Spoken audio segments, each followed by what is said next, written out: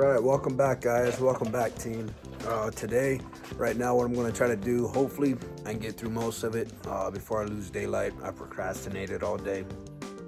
Went for a little walk, took the dog, took the kid. Enjoyed the day. Sorry, enjoyed the day some, right? But what I'm going to try to do today, lengthen my struts. I've been on air ride for 3 years now, 4 years now. I don't know how long.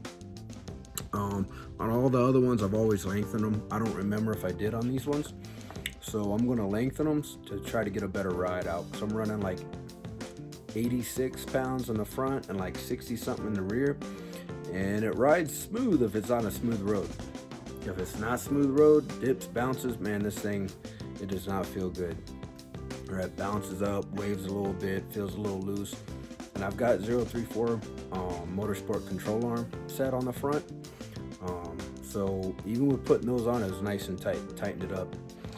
But we're gonna lengthen these struts, maybe about an inch, so I can put less air in them, get them to ride a little bit better, and eventually I'm gonna end up putting other words, man, they hard sometimes, right? Putting other wheels back on, the bigger wheels. So again, I'm gonna have to adjust the ride height and adjust the air and all that, and the bounce and rebound and the stiffening. So stay tuned. I'm gonna do kind of a step-by-step, maybe not. We'll check it out, see how it goes. So the tools I used, right? This is the one that I made. You can buy them. It's a strut spreader or hub spreader or whatever you want to call it. Spreads that knuckle, right? Wire brush just to clean the threads.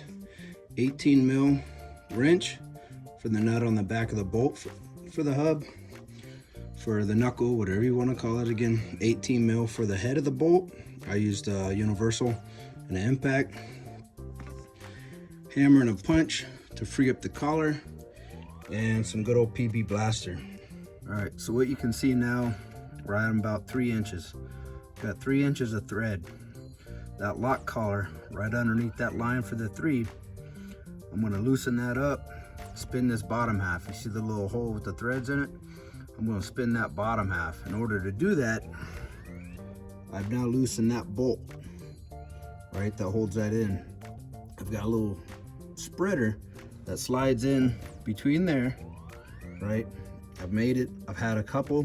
I've lost them all, but I made another one out of an Allen. I'm going to put it in there, spread that apart, have that collar loosened, and just twist that bottom, all while having the bag still in, the line still connected. That's the plan, at least. I'm gonna put some PV blaster on there. Hopefully it'll make it a little easier. But I'm gonna tap that lock collar with a punch and a hammer to loosen it up. All right, so you can see now I've threaded it down an inch, right? I lowered it, which in turn lengthened the strut. By lengthening the strut, I can put less air in the bag for the same ride height. Now, this is loose right now, still by hand, right? This bag, this strut, like the McPherson strut, this one doesn't turn, right? So on a positive note, I don't have to worry about the bag twisting on me, right? So this stays stationary. That knuckle, that whole arm right there turns when I make a turn. Either way, I'm still gonna put a little bit like brown thread lock on here just to make sure it doesn't spin out on me. This is a tool that I made, which you can buy from FCP, Euro Tuning, all types of places, to loosen this clamp up, right? The lower part of the knuckle or the strut, whatever the hell you wanna call it. You turn it in, this bolt is loose. I still have the nut on the back side, just enough to expand it. Make sure that it's tight though before you loosen your collar. I found out that, you know, just by tapping it, that this whole part started spinning because that was loose. So I tightened it back up, knocked it loose, started spinning it down. It is a good forearm workout. I have another jack underneath, because anyone that's done the suspension knows that once you start to loosen it, these get a little out of line, right? So if you have it straight up and down, this will move and spin freely. If this is cocked forward or backwards, twisted, then you're going to have resistance. So you can see how much PB Blaster I have on here. It did help quite a bit. I did just use my hand, right? I put a wire brush on the threads for the collar a little bit up.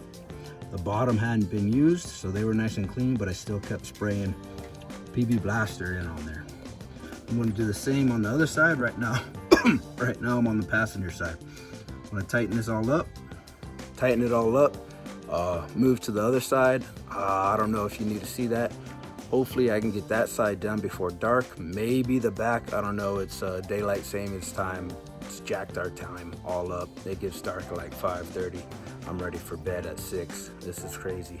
Saturday night though, so hopefully I'll be able to knock this out, at least get the front dialed in better. Remember to, you know, of course, use a jack, put it on jack stands, make sure you put it, I use a subframe, propped it up on the subframe to knock it out so that it's on a good sturdy surface. But I did knock it down to 4 inches on both sides, lengthened it. I'm about to take it for a spin. As you can see outside, I've lost daylight because I procrastinated. But I'm gonna set it up, set it to my ride height, take it for a spin, see if I got to adjust the air, which I should be able to, and adjust the rebound on it, the Stiffen. All right, nice, showered up, cleaned up for the night. Excuse me, sorry. So took the car for a ride, turned the dampening to 22 notches out of 37, lengthened it right to the 4 inches, 1 inch total.